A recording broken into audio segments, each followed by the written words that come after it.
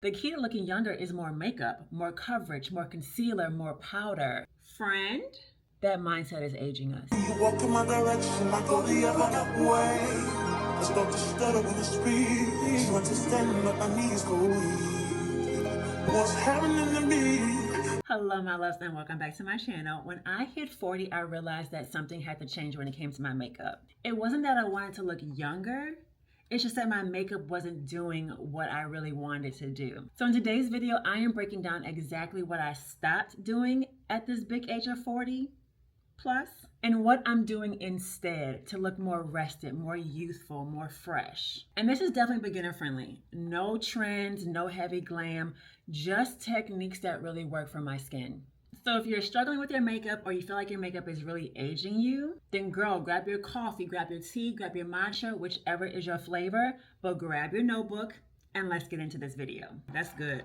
Before we even touch the first makeup product or makeup topic here, you probably already know what I'm going to say, even if you don't do it. Skin prep. You have heard it mentioned over and over, and for good reason, because good skin prep is the foundation of a good makeup look. And if I'm being honest, it's probably where most of us 40 plus go wrong. As we get older, our skin naturally gets drier, thinner, gets more texture. And that means that makeup will not glide on like it used to back then. If your makeup looks cakey, extra creasy, heavy, 9 times out of 10, it's not the makeup, it's the skin underneath. Let's talk exfoliation. I love exfoliating my face, but that over exfoliation definitely has to stop. I exfoliate my face probably once a month, but hear me out. I use a cleanser that gently exfoliates my face daily. I use the Tatcha rice water cleanser, and that has rice powder that acts as a gentle exfoliation. Now, if you don't have that cleanser or your cleanser does not provide any kind of exfoliation, then I do recommend grabbing one and then exfoliating about once a week or every other week. And there's different types of exfoliation. So of course you can have the physical exfoliator either with the tool that you use,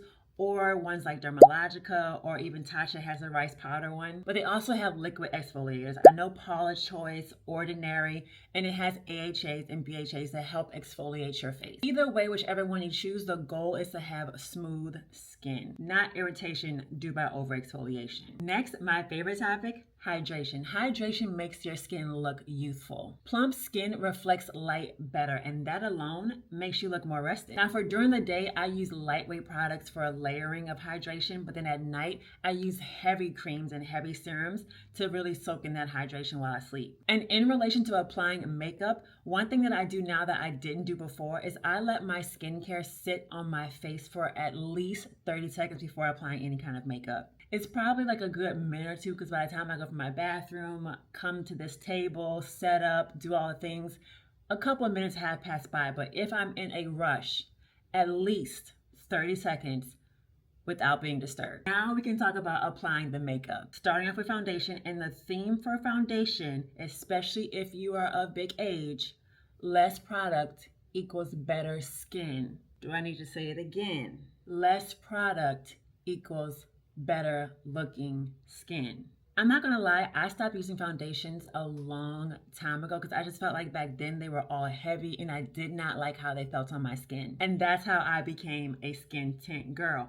But now, how they are making foundations now, some of them feel thinner than the skin tint, but they still give you that really great coverage of a foundation. So what you can do is pump the foundation on the back of your hand, hold it up and see how quickly it runs down your hand. If a foundation feels thick on the back of your hand, it is going to feel and look heavy on your face. Now, when it comes to application, I use one pump. Sometimes even less. When I was doing the underpainting technique, I was doing half a pump. But now that I have switched it up and I'm going back to applying the foundation first, one pump is all you need. Because think about it, you're going to be applying other products to your face. And then plus you can always build up. And I start in the center of my face where you usually need the most coverage, and then I just blend it out, pressing lightly or pouncing the product into your skin. It keeps it looking more skin-like. No harsh rubbing, no dragging down. Listen, gravity does its job. It doesn't need any help.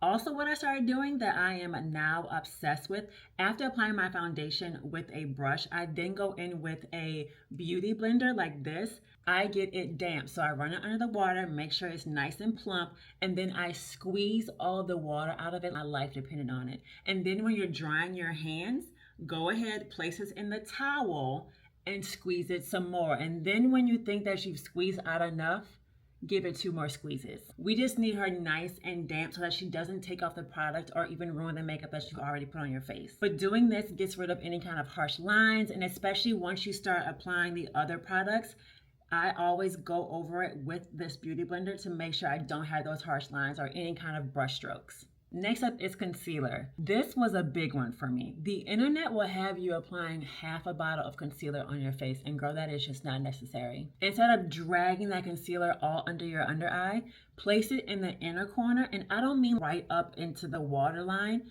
Come down a little bit and place like a little triangle in that inner corner, and then for lifting purposes, put a little bit on the outside. I'm telling you, if you have a good concealer, that is all you're gonna need. And again, you can always build up. And then for blending, you always wanna make sure that you're blending upward and outward to get you that nice lifting effect. Brightening beats heavy coverage every time. Moving on to blush. There was a whole movement, and I think that is still going on, about blush blindness. Whether you're part of that movement or not, you cannot avoid blush. There was a period of time where women of color were just avoiding blush, but now, no more. Apply the blush. And yes, there's like a whole science of blush placement according to your face shape. And for my face shape, not to brag, but I can kind of play around with placement of the blush. But I do tend to place it a little bit higher on my face and blending it out to a little bit behind my eye. And don't be afraid of brighter blushes. Listen, I fell victim to running from brighter blushes. But blushes counteract dullness. So even if there are days where you just want to do the bare minimum makeup and your face just looks a little blah, girl, add some blush and you're good to go. Next, moving on to eyes. Listen, pay attention to your eye shape and the size of your eyes. I love those girls who have those big eyelids and you can see all the colors of their eyeshadow and they don't have to worry about the hooded eye issues. But unfortunately, God didn't bless me in that department. So I have to work with what I have. So if you have small eyes, I would avoid applying a thick black liner because that's just gonna make your eyes look smaller. If you already deal with like fine lines and some wrinkles in your eyes, adding a liquid black liner could make it look worse. I would suggest applying a black eyeshadow, keeping it very nice and thin, tight lining your eyes. It keeps the look very soft, and soft always looks youthful. Now lastly, the lips. You know I wasn't gonna skip the lips. First of all, stop walking around with chapped lips. Exfoliate your lips too. But also, I'm going to say this with love as I hold your hand. Please stop skipping the lip liners. I don't care if you use a lip liner that is the exact same shade as your lip color or the exact same shade as you. You need a lip liner to define your lips. Unfortunately, as you get older, another thing that you lose is definition and plump in your lips. Using a lip liner adds that definition back. I'm not saying you have to overdraw or do anything crazy. Just literally line your lips, and having that nice sharp edge just does wonders for your lippy, even if you're just putting a gloss on top. And that's it, friends. Basically what we're doing is stop using makeup to hide our face and instead enhance it. Now, if you found this video helpful or you're gonna try one of these steps, talk to me in the comments, let me know what you try. And if you want more beginner-friendly makeup tips or tutorials, make sure you are subscribed. Love you in real life. Bye, girl.